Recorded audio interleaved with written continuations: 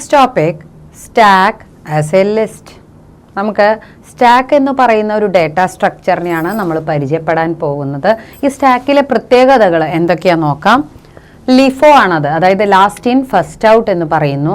നമ്മൾ ഒരു ബാഗിലേക്ക് ഓരോന്നായിട്ട് ഇടുന്നു.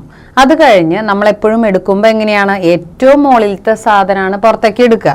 അതേ പ്രിൻസിപ്പിളാണ് നമ്മളിവിടെ ഉപയോഗിക്കുന്നത്. അപ്പോൾ അതാണ് ലാസ്റ്റ് ഇൻ ഫസ്റ്റ് ഔട്ട് എന്ന് പറയുന്നത്. ഇനി ടോപ്പ് എന്ന് കാണാം. എന്താണ് ടോപ്പ്? ഏറ്റവും ടോപ്പ് പൊസിഷനിൽ നിന്നാണ് സാധനം എടുക്കുന്നതും വെക്കുന്നതും, അതാണ് ടോപ്പ് എന്ന് പറയുന്നത്. ഇനി അറ്റ് വൺ ആൻഡ് ഓൺലി, ഈ ടോപ്പ് പൊസിഷൻ അതായത് ഒരൊറ്റ എൻഡിലൂടെ മാത്രമേ ഇൻസേർഷനും ഡിലീഷനും നടക്കുള്ളൂ.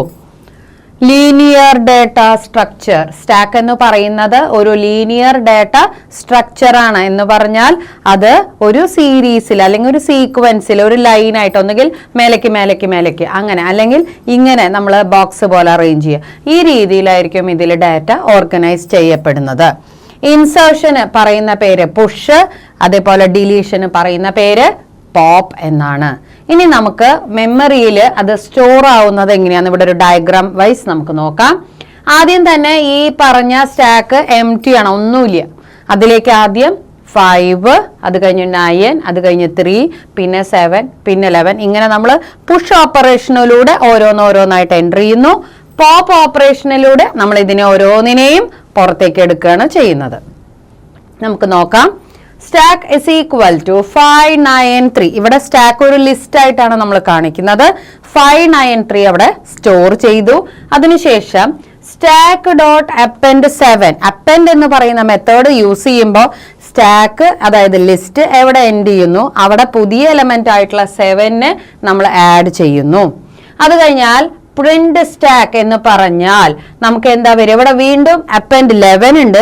അപ്പോൾ 5, 9, 3, 7, 11 എന്ന് ആഡ് ആവുന്നു നമ്മുടെ സ്റ്റാക്കിൽ. അതായത് സ്റ്റാക്ക് ആസ് എ ലിസ്റ്റ് ആണ് പറയുന്നത്. ഇനി print stack dot pop. Pop എന്ന് പറഞ്ഞാൽ ഡിലീറ്റ് ആണ്. അപ്പൊ എന്താ ഉണ്ടാവണേ നോക്കാം. പ്രിന്റ് ചെയ്യുമ്പോൾ അവിടെ 11 എന്ന വാല്യൂ ഡിലീറ്റ് ആയി.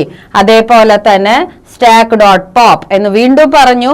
സ്റ്റാക്ക് പ്രിന്റ് ചെയ്തപ്പോൾ 7 ഡിലീറ്റ് ആയി. അപ്പൊ ഇതുപോലെ നമുക്ക് പോപ്പ് ഫംഗ്ഷനിലൂടെ ഓരോ എലമെന്റ്സ് ആയിട്ട് ഡിലീറ്റ് ചെയ്യാനും അതുപോലെ തന്നെ നമുക്ക് അപ്പെൻഡ് ഫംഗ്ഷനിലൂടെ ഓരോന്നായിട്ട് ഇതിലേക്ക് ഇൻസേർട്ട് ചെയ്യാനും സാധിക്കുന്നു. അപ്പൊ ഇതുപോലുള്ള ഫംഗ്ഷനുകൾ യൂസ് ചെയ്യുമ്പോഴാണ് അതനുസരിച്ച് ഡിസൈർഡ് ആയിട്ടുള്ള ഔട്ട്പുട്ട് നമുക്ക് ജനറേറ്റ് ചെയ്യാൻ സാധിക്കുന്നത്.